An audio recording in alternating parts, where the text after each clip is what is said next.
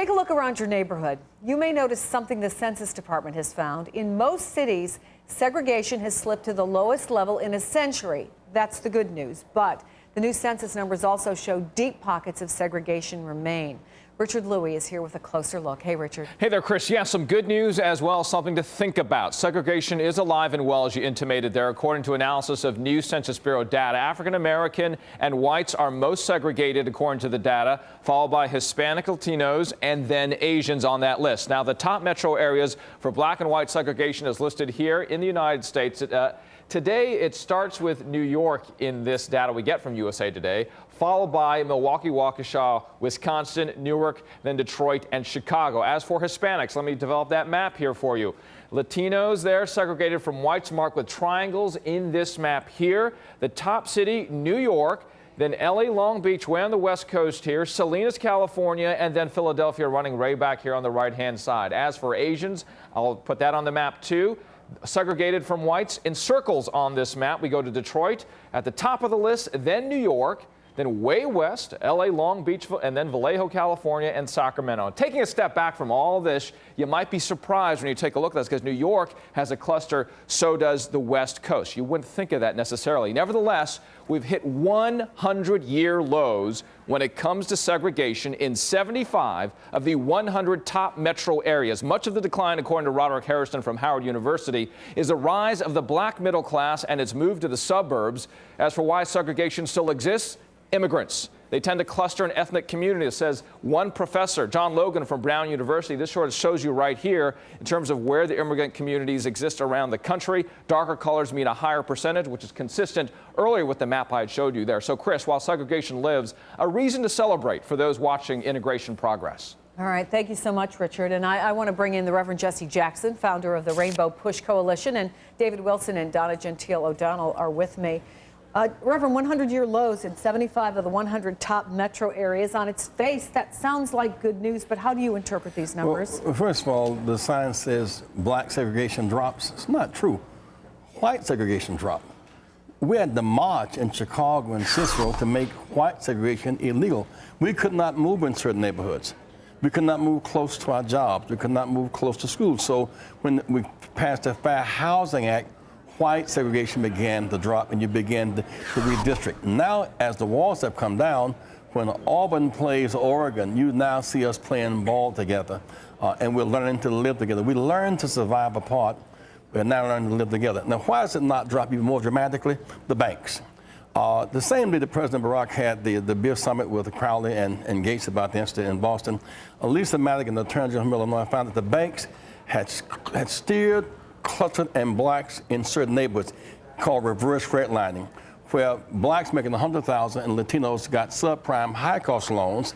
Whites making $50,000 got low-cost prime loans. So the same forces that make money off of segregation are still at work. But the general population left to their own devices, given the right kinds of loans, given access to housing, you think these numbers would be even better? Of course, people move to close. I mean, they move close to where they work.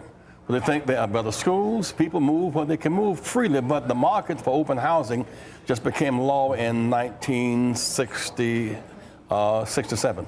I mean, it's also, when you look at the map, you know, I see some of the northern cities. It's no surprise that some of the cities that are actually seeing higher numbers of integration are southern cities.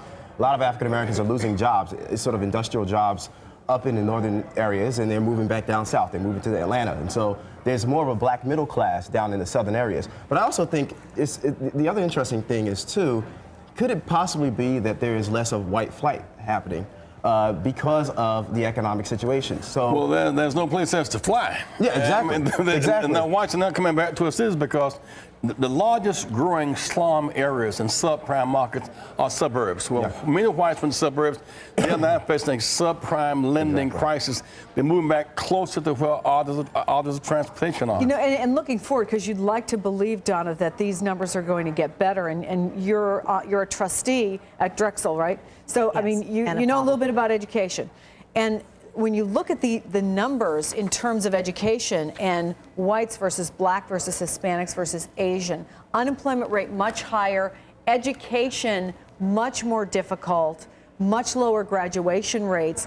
going forward, that's something that absolutely has to be addressed. Well, 2 points worth making. At Drexel, one of the remarkable things that we're doing under the aegis of our new president is to engage in an outreach into neighborhoods that have been left behind, because Drexel does sit at the border of Philadelphia. So keep an eye on that, Chris, because that's going to be a very important and interesting project to watch. But I would add one other thing. I think never underestimate the power of women generally. I mean, the same women that, you know, Ginger, who took on the gunman with the purse, the woman who took on the police officer, women make the decisions about where their families live, principally. So I think that there is a feminine component that is driving some of the phenomena that the Reverend is speaking about. Racial laws determine where people can live if they want to live. And so there was something called blockbusting. You would go, a black family move in, and then they hype the prices and jam people in that way. We had to make segregated housing illegal with the Fair Housing Act. And so I think that whenever it is a natural flow, people go to the closest school, they live in the closest neighborhood, they live in the safest place, and they go wherever jobs are being built.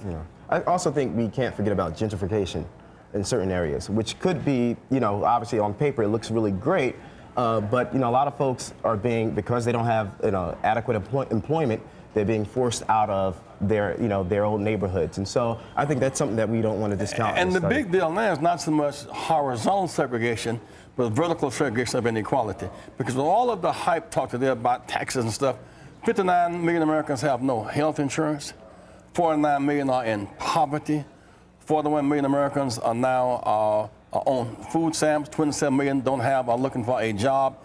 And that gap between the billionaires who are getting subsidy and the workers who are losing their jobs, that gap is now broader than this gap ever was. All right, well, we've got to let that be the last word, but I have to tell you what a fascinating discussion. Reverend Jackson, thank you so much for coming in. David, Donna, thanks to you.